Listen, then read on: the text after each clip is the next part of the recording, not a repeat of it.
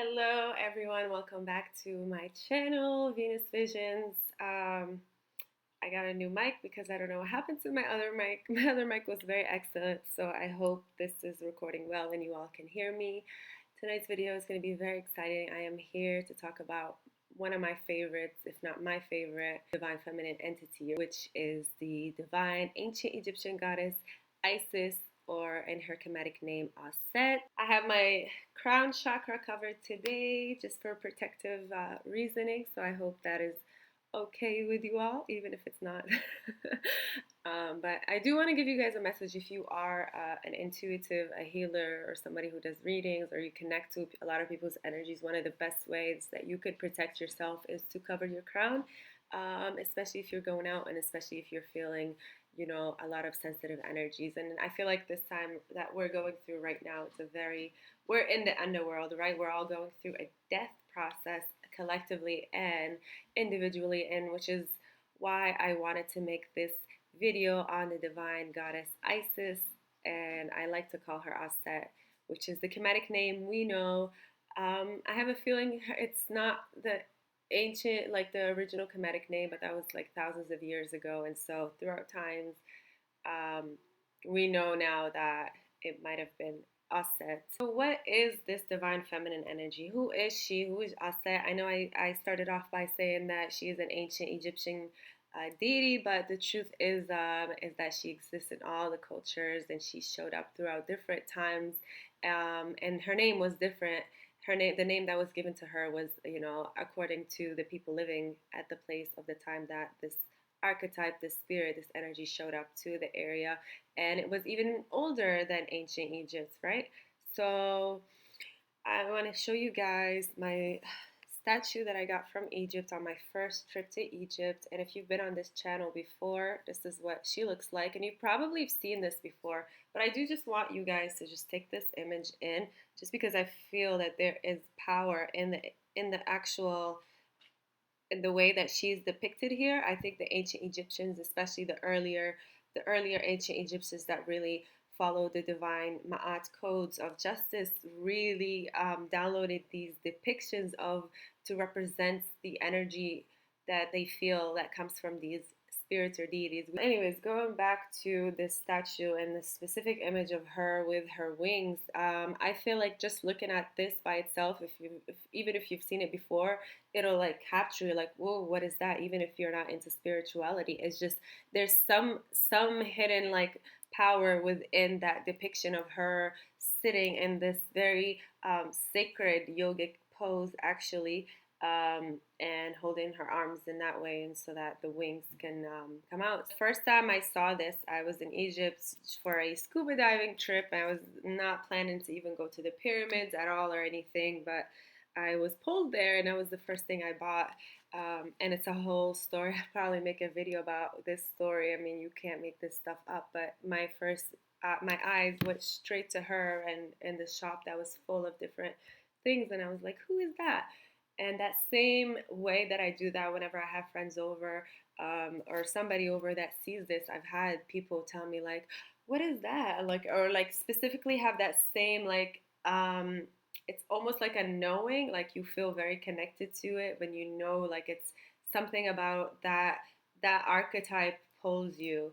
It's a remembrance and a curiosity. We know they're not human. They didn't live, and I want to make that very clear because I know there's a lot of misconceptions, especially people who just started to learn about this, is that they just assume that she was a pharaoh or a living being, a human once upon a time.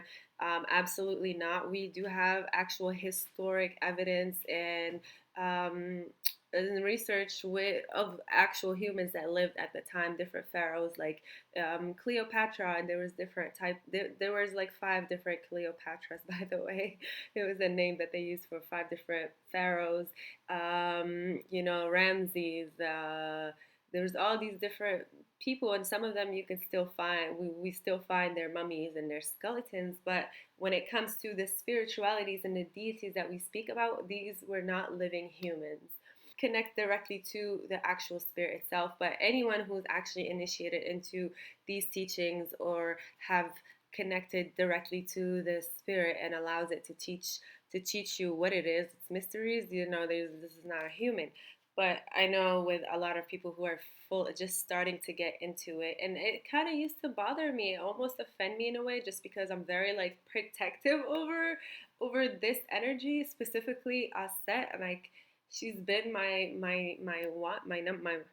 number one. So when I hear people putting their own human perceptions on what they think because it makes them feel good, what they think this energy is, depending on their own definition, instead of like actually just being open and wanting to learn from this energy itself, and instead of like giving it its own label and definition. um I don't know where I was going with that. But yeah, it used to offend me because I would hear, and it would be someone who literally just started reading about like Auset or Isis on in a book or something, and they would come to me like, "Oh my God, yeah, well, I think she was a human, and I think," and I'm like, it's not about what you think. Of course, we want to put our own spin and our own narratives and create our own stories around different things, but not this is not something you want to do that with, because spirituality can become very dangerous. It has a lot of ego traps, and you don't want to call in any trickster energies, because there's a lot of trickster spirits out there and low vibrational energies that are looking to feed on other humans, specifically humans who are very unaware and just find that like, no, no, no, I'm calling us that and I'm calling this. So I know it's her and I want her to be like that. Well, the trickster energy is very low vibrational. They're gonna become that image to you, and they're gonna want you to see them as that, but that's not what it is. So Aset or Isis. Here I have the Isis booklet that comes with the Isis deck by Elena Fairchild. And my friend just gifted me this. Thank you so much to my friend who just sent me this in the mail. I also have the pocket edition. I've used the pocket edition a lot. It has been very powerful. The messages from here are super, super powerful and beautiful. But I'm still going to go through this booklet because I know it has a lot of recordings, a lot of power in there. But stay true and be in your power. Speaking of power, that's the first card that I have out here. So Isis, her color is blue. She is the priestess. She is the alchemical goddess. She represents the alchemical divine feminine. She represents the priestess, the mother. She represents the mother maiden crone. She is called the goddess of 10,000 names. Why is that? Is because she she has this way of adaptability to her. She's super adaptive in a way that she can show up to any human. It doesn't matter where you're from, where you grew up, your financial level, your bloodline. It does not matter your race, what you've been through. She has the ability to connect to each and every single one. Just connecting to that archetype is able to unlock something within you, because this is really, if you get deeper into it, this energy is really within our subconscious archetype. And so that is why she's called the goddess of 10,000 names. She's the most popular one, most popular deity from ancient Egypt, even though Hathor, Heteru, was the first goddess. If you've watched my video on Heteru, she's considered the first one that showed up even before Isis. And Auset, she came later on, like years later, and somehow her cult became the most popular. And I believe because she is the one that represents all of them in a way, especially the divine feminine goddesses. If you think about the triple goddess archetype, which shows up across all nations in different times and time again, which is the maiden mother crone. You have that in ancient Egypt with Sekhmet Bastet and Heteru Hathor. And so where does that put Isis, right? Where does that put Auset? Auset is all of them. In a way, a lot of people can say that Isis is the sister. And I mean, people get really caught up in this whole ideology of like, she is the sister of Sekhmet and a sister of Hathor, but then Hathor marries Isis' son, and it's this whole like people try to put it in their human perspective, but how these energies relate to each other, how I see it is just not just she is both. This can be considered the sister of these different divine feminines, but she's also a collective representation of all of them. Auset is an underworld goddess. She is a death goddess. She does have to deal with mourning. So a lot of people that are going through death and mourning, they connect with this energy a lot. She is also a love goddess. She deals with love. I mean, she's a wife. So people who are seeking love or dealing with love and divine love, actually, because she was married to Osiris, who is her divine equal. She is the mother goddess. So any people who want children, she is the divine mother, actually, the virgin mother. Which is why she's also connected to the zodiac sign Virgo, because she represents the Virgin Mother, where we see the story of Mary that came later on can very much mirror this story of giving birth to the divine Son, Jesus, or in this case, Horus, Heru. My cat's name is Heru. Did I say Heru earlier today? It's probably why he's meowing, but anyways, um, Het Heru, and she is all of them. So she can connect to the mother. She can connect to the people who are going through loss, depression, deep, deep depression. It is said one of the stories, and I love all these different stories from ancient Egypt because they represent a metaphorical like humanness to them that we all can experience depending on what we're going through, these different initiations in real world life. So some people get initiated into their next self by going through death. I went through that when my own mother passed away. I had to initiate. It takes you, right? Women, we are always initiated when we go through when you first get your period. That's kind of like going from that maiden to the mother, in that mother energy, and then you get married and give birth. And then the crone energy is the going through menopause. That's an actual initiation in the real world. And so for her stories, and she is initiator, actually, to the point that she's not one of those initiations where you go to like a cultural initiation where you have to go through a higher person that will initiate. She is the one that actually initiates. So she actually does the initiation. Um, and so that is why she's connected to a lot of women, but also men as well, because they have their own initiations. And so she's a mother. She represents that. She went through grief. She can represent that. And in each story, in each obstacle, in each human initiation, there's a story that ties to her. There's a wisdom if we follow her guidance in the way that she went through it.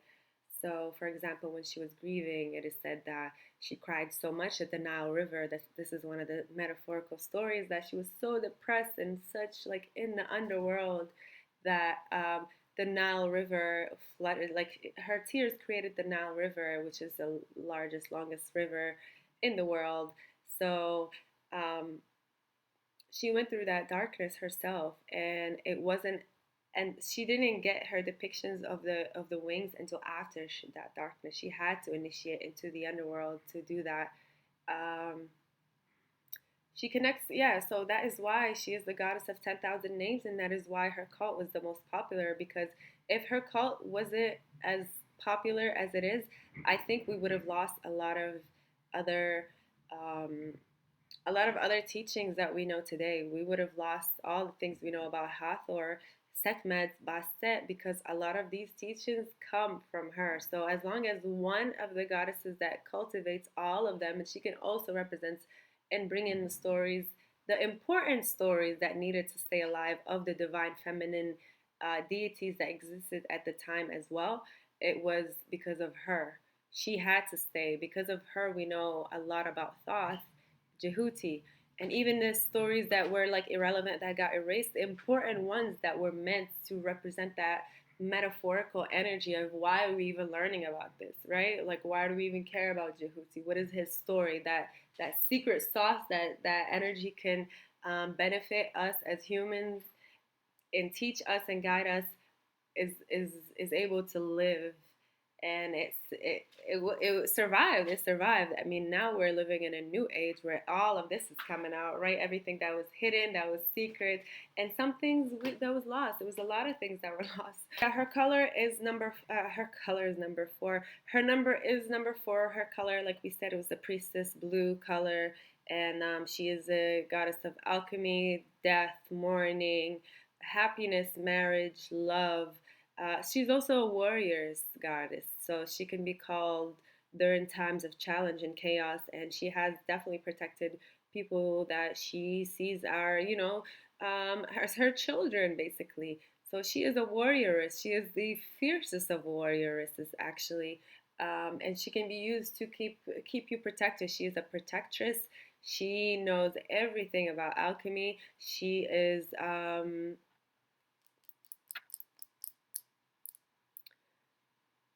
and she carries that divine feminine confidence, that motherly confidence that we look up to feel safe, to feel guided. So how does she benefit us at this time, and why are we all very connected, my cat?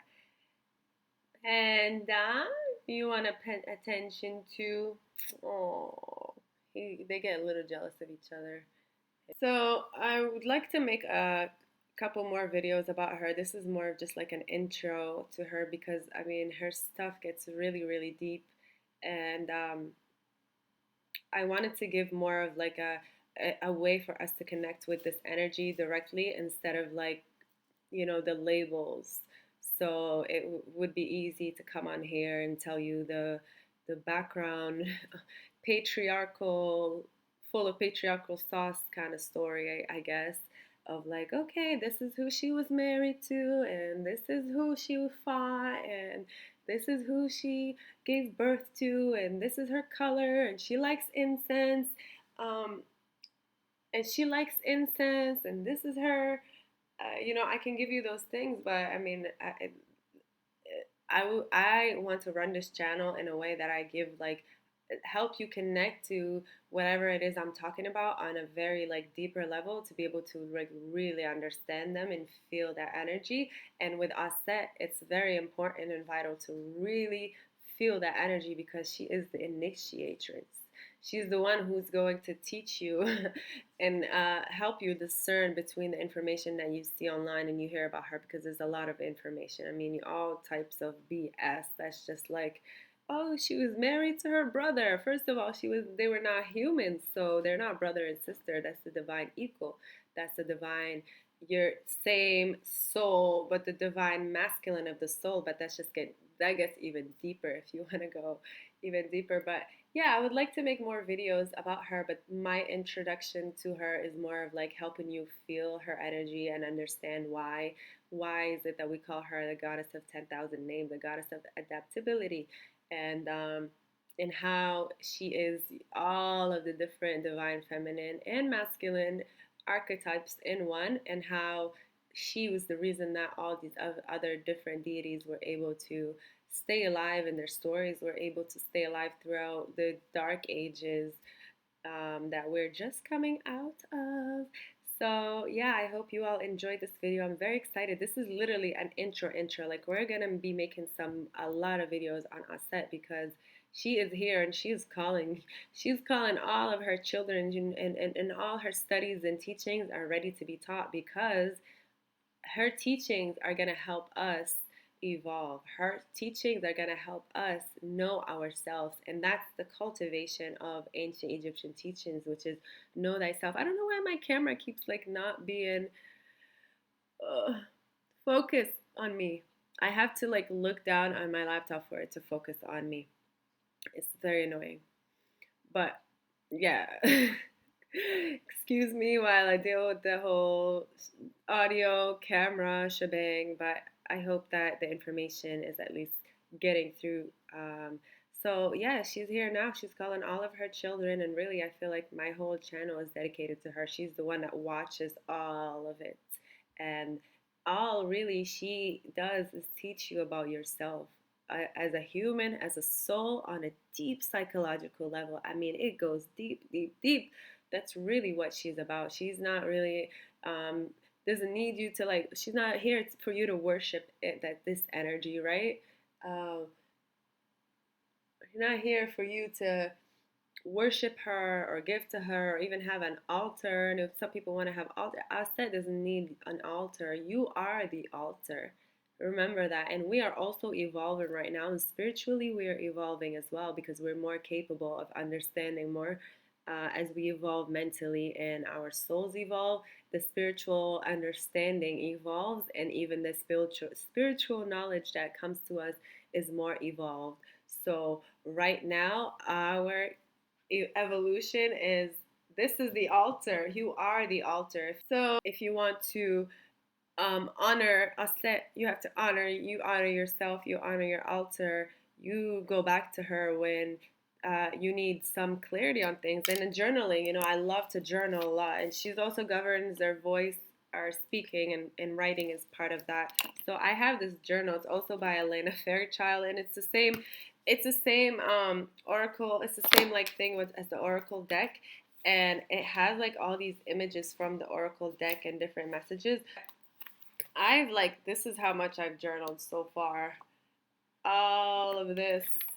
And it's been very, very powerful because to me, this is like my own therapist. I don't have a therapist. I've always been like really afraid to go to therapy for some reason.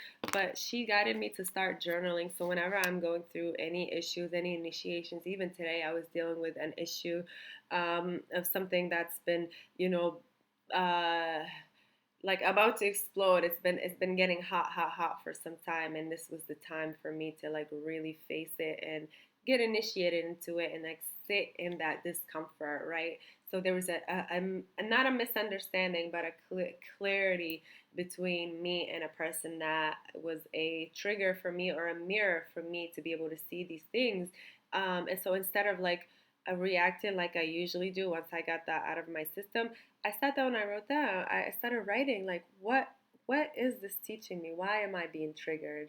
Right? So all these things are coming up. It's a lot of shadow work. She has you be courageous enough to face those aspects, but in a loving way. Like I've never done that before, whereas in the past I would almost shame myself, like, ugh, I'm being triggered by. So yeah, I journal a lot, trying to figure out why am I being triggered? What is this teaching me? And instead of like being judgy with myself, whereas I was in the past, like, oh my God, I'm being triggered by somebody that that doesn't even know whatever X, Y, and Z. Now it was more like, yeah, it's okay. I'm being triggered because X, Y, Z, and that's okay. I'm willing to stand in this uncomfortable feeling.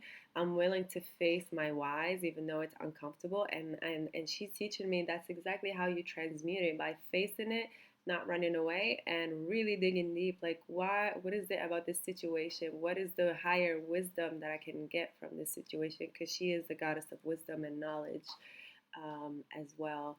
And it just transformed everything for me. That was literally like alchemizing something that's been like annoying me for months and months. It literally alchemized it to show me that this isn't even about the other person. It's about you still have these blocks that need to leave, because I'm being initiated to a lot of things right now, to my next levels, different businesses and different things that are just happening in my life. And in order for us to be able to be ready for these things that come to us, we have to levelly you have to be there, we have to meet them there, right? We can't, like, you can't wish for $1 million and not be somebody who's able to handle that, or else, I mean, you can get it through a lottery and just lose it all. But same thing with now, I'm going through these levels, and there's still this trigger that needed to come out. There's still this witch wound, this priestess wound, and this betrayal wound from women who, why does it even matter?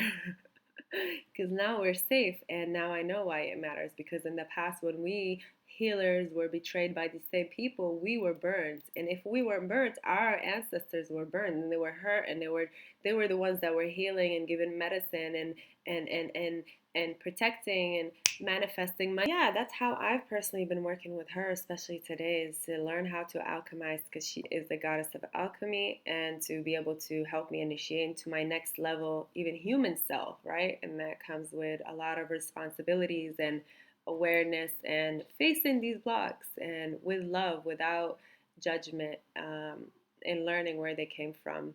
And just journaling all of this just starts to come out on its own. And that is the alchemy. That's healing. Actually facing it and writing it down and being like, oh, that's why. It's hurtful that in the past we were killed, or our families were killed. The same ones that gave their pour and had this pure intentions for others, they pour their beauty and energy and we're here as a light for others, right? To guide them through the darkness because they've been through that. You see, there's no healer that hasn't been. A true healer has to go through all of it by themselves. And it's not easy. It's not easy. It might look good when you come out of it and you're glowing and people can feel your energy. Your energy speaks for you before you walk into a room. But they weren't there when you were in the underworld, in your own darkness, in your own, like, it gets really hard, really difficult, but it's really rewarding.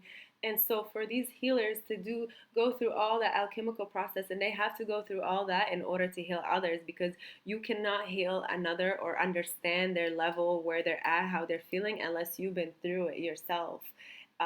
So for them to go through all of that and then still give their energy, because when you're healing, when you're even just going out there and grabbing some herbs from whatever because somebody has a stomach issue, right? Because medicine, what was medicine before? It was actual shamans and healers, and we used nature. We learned about nature the hard way to bring these medicines in order to heal one another and protect one another, cleanse one another. So just be going out there and grabbing these herbs and praying on them day and night, and putting your intention into the herb that you want to see your friend be good, and you want to teach the same friend that you were always generous with your knowledge, and you treat them as if they are you. You give them this. You're generous, even today, right? This person who did this, I still say did this because I'm still kind of in that victim mindset, but I'm coming out of it, because really she didn't do anything. She's just there as a mirror for me to realize, like, you are in this blog. Even though that person that I was generous with and the resources I've given that person, I believe could make her a multi millionaire in this lifetime. And it doesn't have to be monetary resources. It can be just giving her a book. It can be just teaching her about a mentor, showing her something, right? And the same person that I've spent like days and I've done all these readings for, and it's like they when things fall out, they try to hit you with the witch wound, with that priestess wound, by saying things like "you're weird" or like "this is weird," or like you know what it is, because she knows what it is. She knows what it is. Not that she thinks that I'm weird or anything. It's truly because she knows that witch wound still exists, even if she doesn't know it consciously. Subconsciously, she can feel it within me. She can feel that I still have that. I feel that it's in within me. For me, there's something in me that feels like what I'm learning might be weird. There's something in me that's still scared, that's like, oh, maybe I wish I was just normal and still asleep and just like depressed and like going on autopilot and I just die, right? Because that's easy. That's more comfortable. It's easy not to face your darkness, your trauma. It's easy not to initiate. But Isis, she's not here to walk with the people that want it to be easy. It's okay if you want to be comfortable and make it easy and live in the shadows and blame everything and not face yourself and not initiate. That's easy, right? But when you're actually walking this path, you don't have a choice. You don't have a choice but to start to face these things and start to see these people as mirrors, and spirit will send you these people, even the people that your ego sees as like way lower level, like you're offended, right? I'm offended that this person, that my ego, and I don't want to see them as like such a low level. And like my higher self right now, I don't think she is that low level. I think her soul is high level. All our souls are, but I think her 3D self is very deep in the programming that she's just not healed, not a healed person, and not willing to heal, which is okay. But my ego self, my human self, is like, this this low level peasant is offending me, disrespecting me, right? And it's like that. Spirit will send you the craziest things to teach you a lesson and to humble you, because you still have those shadows. there was something in me that felt weird. There was something in me that was still ashamed about my own gifts and my own powers, my ability to sleep and feel her talking about me. My ability to just say something, that there's a lot of great power comes with great responsibility. And Isis is still teaching me that she is the goddess of power, but she has to teach us how to work with it because it can really be, it can wreak havoc on our lives and everyone around us. So yeah, that's where the introduction goes for now. I want you all to connect with this energy. Um, Allow her to teach you about yourself if you are willing to walk that path of the priestess. It's not an easy path. I know a lot of people glamorize things and they see the good parts and they see like, oh, this person is beautiful and their skin is glowing and they're just glowing and you can feel their energy and the way they speak with this power and you feel it because when somebody speaks with that power, that channeled power, you don't even have to listen to what they're saying. You feel the authenticity that we all know that, right? So they see all these things and the money, right? Because you start to attract money. The divine feminine will help you attract money in all possible ways. And they see their 3D human self going up, up, up, right? So they're like, ooh, that's a fun path. I want to do that. I want to be a priestess. And then they start to put their own definition of what it means to be a priestess, such as like, I mean, like when I mentioned how people would say, well, I think Isis is this, and I think she's a human, and I want her to be like that. And they start to put their own definition of basically, they don't take the whole thing. Like, they want to walk the path, but they want to make the path like their own way, if that makes sense. Instead of like, no, there's still physical, universal laws that you have to follow. And the spiritual path is full, like, you have to be righteous. You have to follow Ma'at. Ma'at represents the scale, the justice. And you have Ampu right there, if you can see this little. Here's Ampu from ancient Egypt. Ampu is we'll make a video on him. I just bought that and I don't know, I put it there for now, but he wanted to pop up in the video. Ampu is the dog figured deity that represents, if you've ever seen the image of the scales with the heart and the feather, the scales of Ma'at represents the scales, the justice, the universal laws. There's universal laws that are we have to abide by. And if you walk the spiritual priestess path, he's watching. He's scaling. He's watching the scales to see your heart with your intention. Is your heart as light as the feather, right? Um, those are the universal ma'at. So when you choose to walk the priestess path, you don't give and choose what you're gonna do right because that's what makes you feel good and pick and choose. You can't because it will swallow you, it will humble you, it will do a lot. And it creates a lot of division within you if you have anyone in your life that's not authentic or that is not good for you, or even if you love the people and they love you, it'll separate you all from them because they're not living authentically. It'll force you to live authentically. It causes you to speak your truth, and through speaking truth, there's this crazy phenomenon I've noticed is that when I'm talking to others, I'm talking to people, they start to speak their truth and things even slip out, especially if they're the type that want to hide it or be fake or something. It's like spirit just walks through them. It starts to slip out. And the same thing for you. I mean, it doesn't slip out for me because I'm just an open book. I'm ready to face it all. I've been very guided and I've given a message to continue speaking the truth, walking an authentic light. There's such a power. There's something that you get. It's almost like you get rewarded, even if speaking your truth makes you look bad to others at the time. Even if speaking and being authentic, is you have to be courageous. It's hard, right? It's hard to show how you truly feel and all of that. But every time you do, even if it looks bad on the outside and the outcome's like, oh man, because I spoke and I was too real, I was too authentic, this bad thing happened, that's not true. You will always be rewarded. It's like the truth has its own. The truth is its own spirit. When you honor that spirit, I mean, it shows you so much truth in your own life. You get to see everybody's face. I mean, people who could be your friend today, getting all this information, sucking you, right? They're vampires. You eventually the mask will come off and you see everything, even things that you missed months ago. And I think that's what happened with this person, that I was triggered because after the mask lifted, I started to see all these things that she was doing to me. And I was like, oh my God, right? Sekhmet came out, and but now Isis is here to teach me the lesson, which is it's about me. It's not about this other person at all. And if I wanted to go to this next level, this is what I have to go through. This is what I have to pass. This block.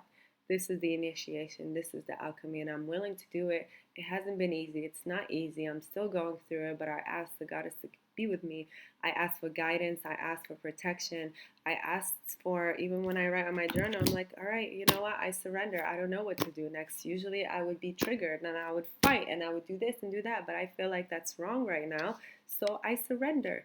Tell me what to do. And she guided me throughout the day, and I had the most perfect day.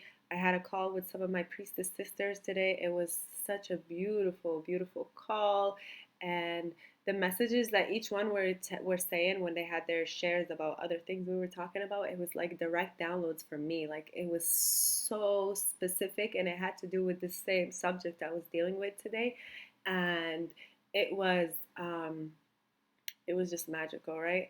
And I was guided to burn a candle, and I was guided to go out to nature and just all these things, and everything just worked out, and guided to cleanse my energy, take a shower, and protect myself and make this video, which I said I was gonna make. But when all of this happened, I was just like, I'm not in energy, but I did. I was guided the whole day. So, but if you would have asked me this morning, are you gonna still make the video? I would be like, no, this is crazy. Everything hit the roof. But this is part of the initiation. I wanted to make this video. She told me to make this video today on the 4th. This is December 4th. 4 is her number, and all of this had to happen. I mean, the whole day was magically like a lie. Like every single thing that happened, even the chaos and things that I wasn't happy with. And now I get it. It's crazy. The day's not even over, and I get to see clearly everything I needed to see from it and why certain things happen. And as long as your intentions are pure in the right place, that is the most important thing of this path, because even if you miss out on your responsibilities, even if you mess up one of the laws here and there, or you do something that's not righteous, if your intention is pure, you'll always be guided to learn from that and to get the wisdom that you were meant to get, and to level up to your next level in order to not uh, keep creating the same thing. And a lot of things that will keep creating, that keep repeating and creating over and over, and you keep attracting into your life, has to do with certain blocks that really have affected you and need to come out. And for me, it's been this sisterhood wound, betrayal wound from women, spiritual women, in past lifetimes and now. And so I'm grateful for the divine feminine for allowing me to face that within me, and allowing me, teaching me how to transmute it and continue this alchemical process that I'm in right now, and as well as guide me and nurture me, because it's not easy. I mean, there are moments where I feel very uncomfortable and like scared, but I'm not running away.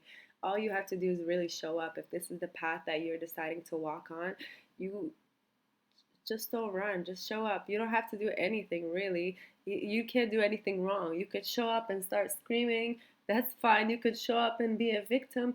That's fine. You could show up and be in your old wounds and all these triggers that you were stuck in for these patterns for years and even in lifetimes.